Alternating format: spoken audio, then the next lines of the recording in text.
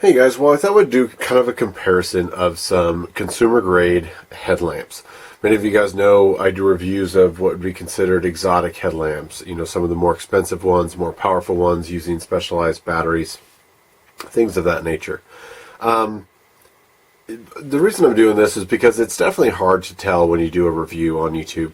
You know, when you see the screenshots, it doesn't really tell the whole picture. So what I thought to do is kind of do a comparison so you can see these headlamps, so that in the future when I do other ones, or maybe you can go back and compare shots. When I do the nighttime shots, I do the exact same shutter speed, exact same exposure, and ISO. So any of these should be relative to each other. I have a spot now at a family's house where I can do some close-up of this. It's a rock stairs that goes down to the lawn. There's some chairs at the bottom. It's about a 20-yard span. That gives you an idea, 10 to 20 yards, what you're looking at for a headlamp. Now with that, most headlamps are not meant to go long range. If you want to shoot long range, you should carry some sort of a handheld torch. But like I said, when I go through some of the exotics, I inevitably get a comment about how, the little Energizer I bought for $8 or $12 at Walmart, does me just fine. And if you're doing tasks around camp, that may be just all you need. But I'm speaking to, cavers or trail runners or mountain bikers at night. Or how about any night hikes that involved an ungroomed trail, so it's not a completely obvious trail. There are times when you need more light.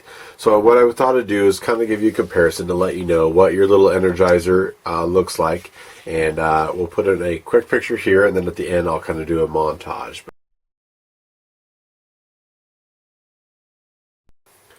So kind of a bluish tint, fairly dark. And so the next one here on the list I will do is a very good headlamp, has served me well for years. They have not updated as much as some of the other ones that I review. This is a Princeton Tec. This happens to run off of two CR123s. They do make a AA pack and even bigger. This basically has 4 of the 5mm or 3mm LEDs for low, and I'll show you that now.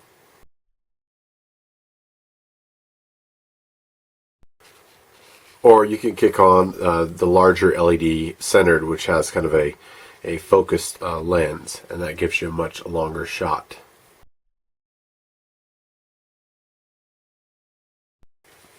So you kind of see you get a little bit up close, and then you get some distance in there.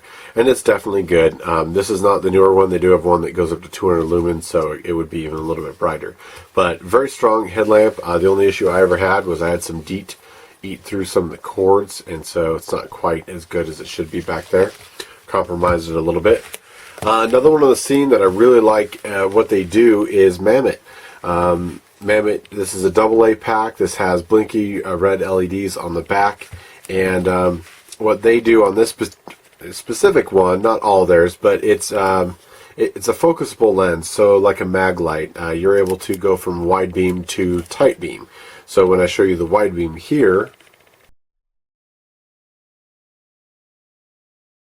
that was the wide beam on high. So not only can I go through low, medium, high, but I can go wide to narrow, which is very handy because most of the time you're going to just use the wide, and then when you really need to trail search, and you can move this and it focuses out. So that was high, wide, and here is high, narrow.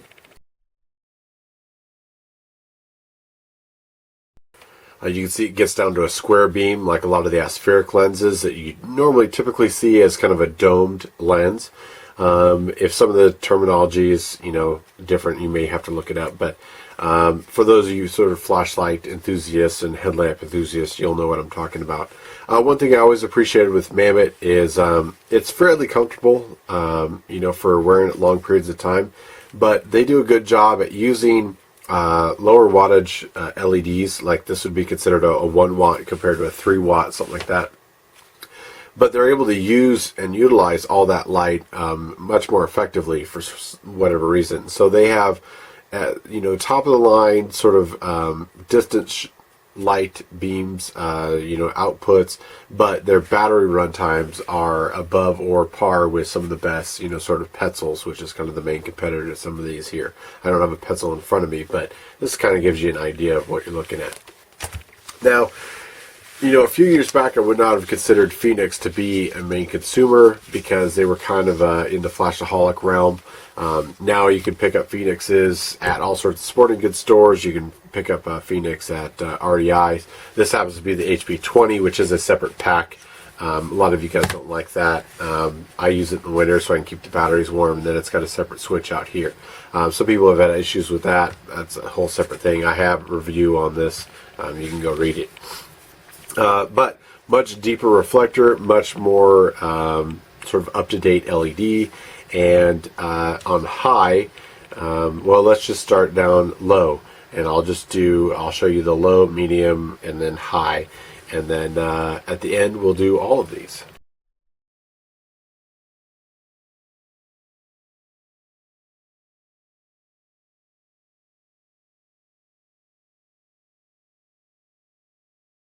So that gives you an idea. Definitely much more focused hotspot, but a whole lot more light. And again, this is sort of breaching that ground of pro consumer versus just standard consumer models. But like I said, depending on what you guys are doing, hopefully this gives you a little bit more idea into kind of the ones I've used over the years, comparing it to your Walmart Energizer. And they have their place. Glove box and stuff are great. But if you guys are doing more outdoors, this one's going to be 60, 70 bucks. These were close to 100. This was about 100. So even in your consumer models, the prices get up there quite a bit.